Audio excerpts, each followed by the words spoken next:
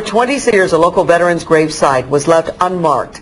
Johnny Brown is buried next to the Veterans Memorial at Union Cemetery, but it had no headstone, and that is until Brown's nephew contacted 17 News.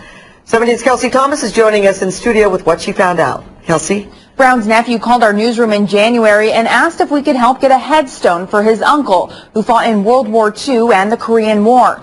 26 years later, his wish finally came true.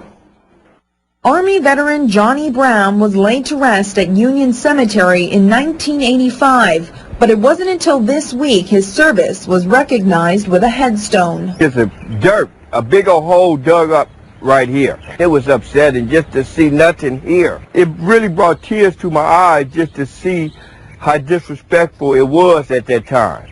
Unless you knew what you were looking for, you never even know Brown was buried there. He was honorable discharge. He was a tech sergeant.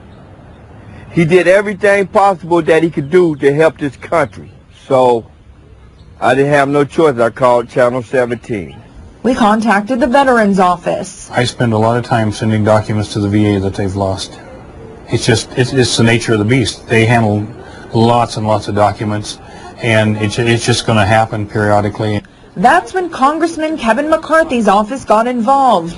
They called the National Personal Record Center and got their hands on Brown's Certificate of Military Service. These are the people that fought to give us our freedom. He was part of the greatest generation. He came to the call of the country when the country needed him.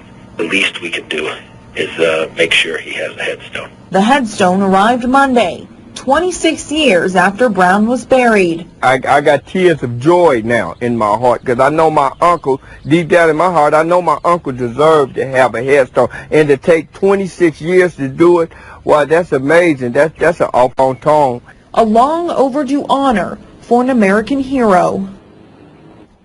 Brown says the headstone was paid for by the U.S. Department of Veterans Affairs, and it still needs to be set in the ground.